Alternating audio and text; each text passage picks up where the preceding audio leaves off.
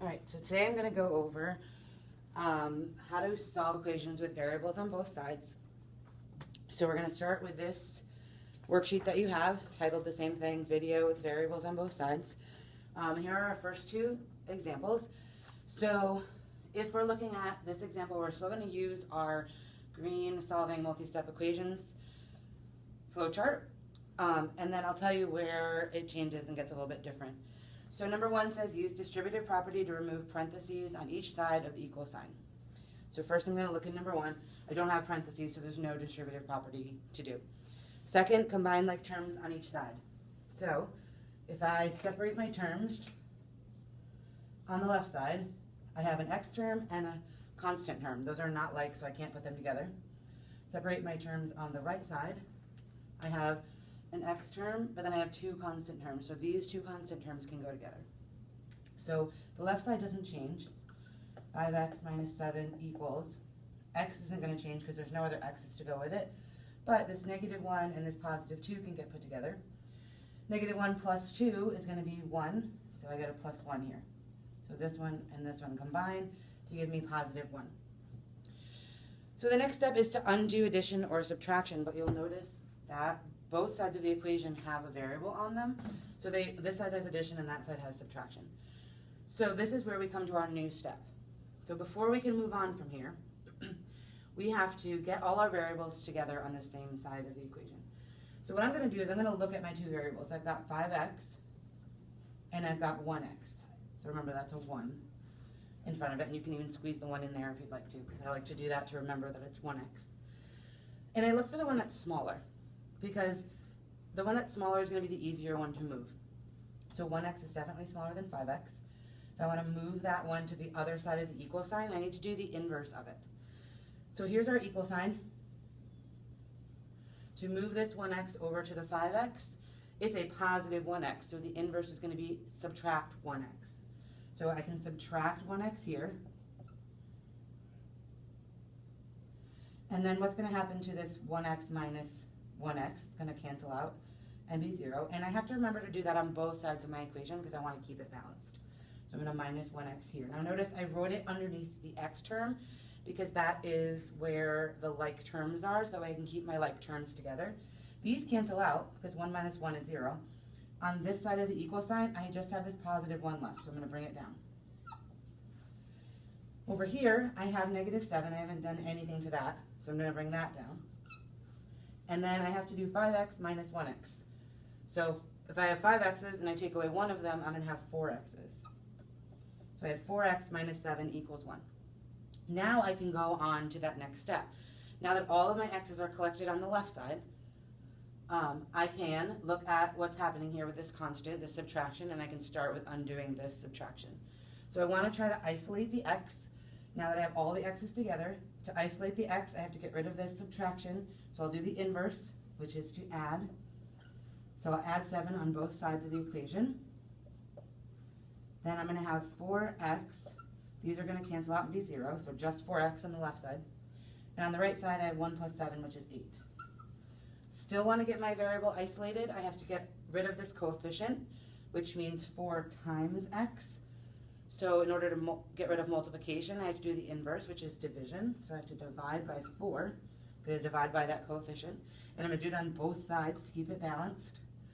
And so these 4 divided by 4 is 1, so I'm left with 1x equals 8 divided by 4, which is 2. I can leave this way. Some people like to rewrite it, x equals 2. But that is our final answer for this equation. So when I look at x equals 2, that means the x value of 2 makes 5x minus 7 equal to x minus 1 plus 2. And it only works if x is equal to 2. Otherwise, those two things are not equal. So let's move on to number 2. Again, there's no parentheses here, so I don't have to do any distribution, but I do have to look for like terms. So on the left side, I have an n term and a constant term, so there's nothing like. I'm just going to bring that down. On the right side, I have this 6n. I have this negative 4n. So if I do 6n plus negative 4n, right, if I separate my terms, there, and then I have these two constant terms, negative 2 minus 4. So I got to combine those. I'm still going to have this n plus 2 over here. But when I combine 6n minus 4n, I have 2n. And when I do negative 2 minus 4, I have negative 6. So we get a 2n minus 6. Again, I have an n on the left side and 2n on the right side. So I usually look to the smaller one, which is n, 1n. So I can move this 1n over to the other side. It's a positive 1n, so I'm going to subtract 1n. This is going to get this n over here to cancel out and bring it over there by subtraction. So I'll bring down my 2. 2n minus 1n is 1n. 2 minus 1 is 1. Minus 6 comes down also. So I want to try to isolate my n now, that all the n's are collected onto the right side. And it doesn't matter whether I collect them to the right side of the equation or the left side of the equation. So there's going to be more than one way to do these problems. As long as we all arrive at the same answer at the end, then we know that we've gotten the right answer. And that our method was acceptable. So I've got 1n over here, but I've got this minus 6. So I need to undo my addition and subtraction next. So this minus 6, I'm going to add 6 to do the inverse. Those are going to cancel out. I'm going to bring down my 1n equals, I've got 2 plus 6, that's 8. So I've got 1n equals 8. Now, is the n isolated here? Well, it's 1n, and that's what I'm looking for. That's actually the same as n. So I can even rewrite this 8 equals n. If I even want to rewrite it again, I could write n equals 8. Whether I read it left to right or right to left, it still says n equals 8. So I didn't have to do any division because my coefficient was already a positive 1.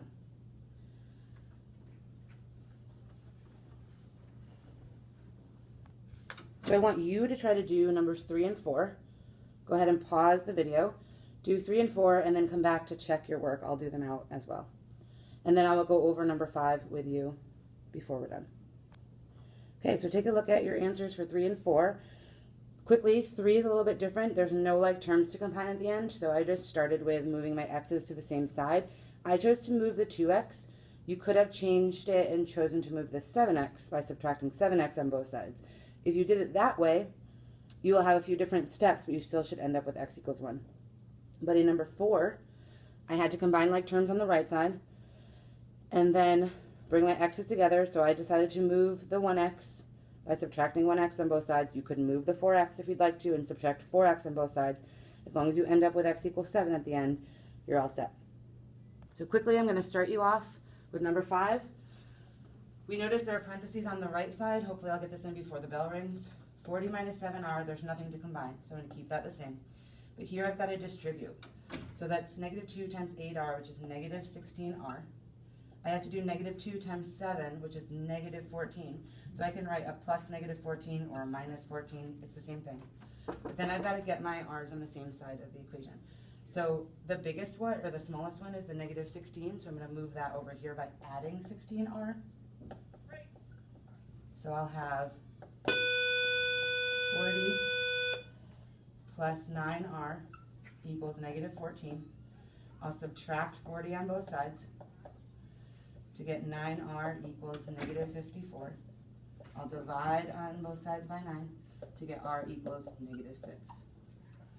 Okay, go ahead and review any of the problems that we went over today and continue to finish this worksheet. You should do 6 and 6 through 10.